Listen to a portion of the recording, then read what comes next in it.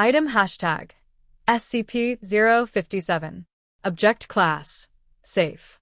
Special Containment Procedures. Site-57 has been constructed to facilitate SCP-057 as relocation is not feasible. It is highly improbable that any outside knowledge of the artifact exists based on the circumstances of its discovery, and thus security is of minimal concern. No containment procedures are required other than the prevention of unauthorized access. All research will be delegated to Dr. Lewis and Dr. Walston unless further specified.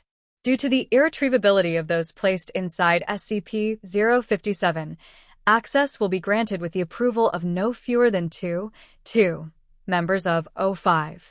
Description: SCP-057 is a subterranean chamber with an approximate cylindrical height of 3 meters and diameter of 18 meters.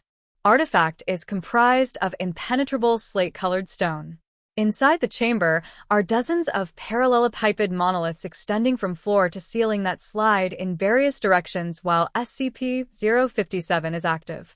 It was discovered several meters below Vaughan / during the construction of a secure containment enclosure for SCP. Consequently, SCP was assigned an alternate location at site. An entrance to the chamber is located on the northeast side. When a human enters, the door shuts and the walls inside the chamber move in such a way as to require the subject's constant attention to maintain a safe course through the artifact. The monoliths slowly open and close until the subject either surrenders or exhausts themselves, at which time SCP-057 crushes them and reverts to its original, inactive state after a period of approximately 20 seconds. This process lasts only as long as the subject inside SCP-057 is alive and has proven to take days. Extended testing proposals to gauge the limits of the artifact have been discouraged. All tests on animals, machines, and cadavers have proven futile. Only a living, breathing human being is able to initiate this process upon entering SCP-057. Incident Report 057-1. Incident 057-1. During the excavation of the artifact, a worker employed by the Foundation for the unearthing process entered the chamber without permission at roughly 12:57 a.m. on //. Upon entering the artifact, the door shut, and a dull rumble began to emanate from the chamber. Standard lockdown procedure was initiated, and all personnel in the vicinity were evacuated. A remote-operated vehicle, ROV, was deployed in order to safely determine the cause of the event and to gauge any possible threat of SCP-057. Aside from the rumbling noises produced during the event, no anomalous effects outside of the artifact were observed. At 4:32 a.m. of the following day, SCP-057 suddenly shut down and returned to its original state as the door shifted back into its open position. At 5:32 a.m., the area was declared safe and the excavation process was completed without further incident. The worker in question was never recovered. Experiment Log 057-1. Experiment Log 057-1. A controlled experiment for the purpose of exploring the interior of SCP-057 was requested by Drs. Lewis and Walston on / and approved shortly thereafter by O5 Council. D-1021 was equipped with a radio able to send and receive transmissions to and from the doctors. Upon entering the chamber, the artifact behaved as expected, with the door abruptly shutting behind D-1021. The following is a transcript of the communication between Dr. Lewis, Dr. Walston, and D-1021. D-1021. Hey, you didn't tell me the door would close. Can you open it again? This place gives me the heebie-jeebies. Dr. Lewis. Negative. Please proceed as advised and describe your surroundings. D-1021. Okay. Well, there are a bunch of stone columns in here, and they keep rearranging their positions. Dr. Walston. D-1021. What is your status? D-1021. Damn columns snuck up on me. They're moving around, arranging themselves so they... Pause. Dr. Walston, what is it? D-1021. The columns behind me are closing up. The ones ahead of me are spreading out.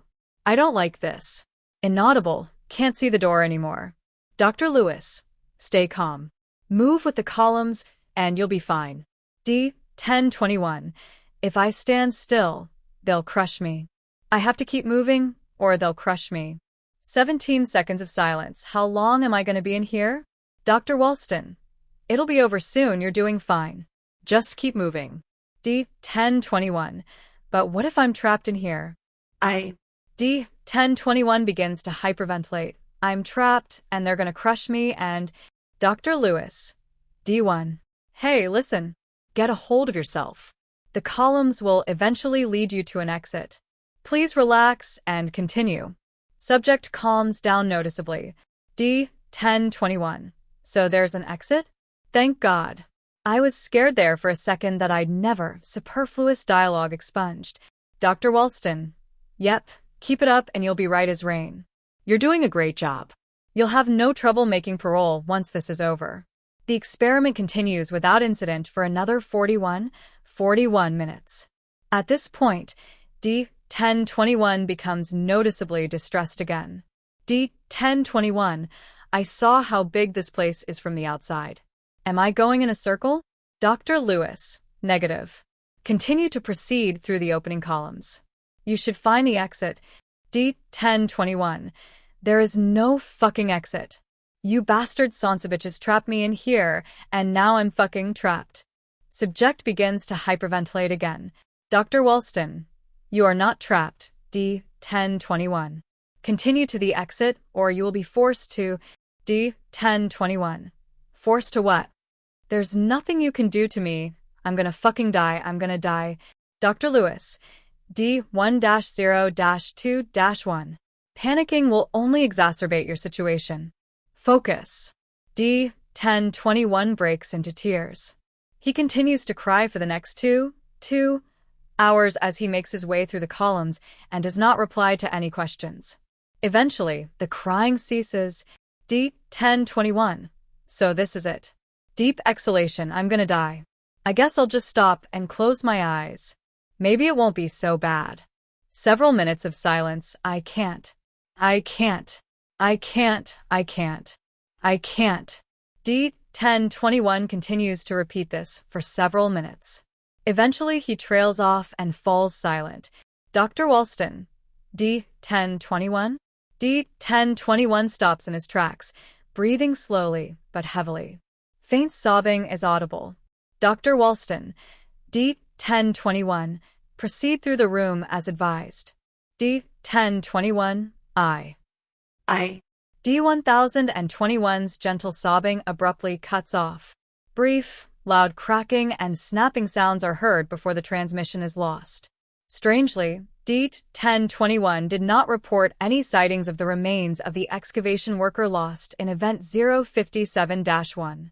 Accordingly, no efforts were made for the recovery of D-1021's remains. As a result of this inconclusive data, reclassification of SCP-057 to Euclid is pending.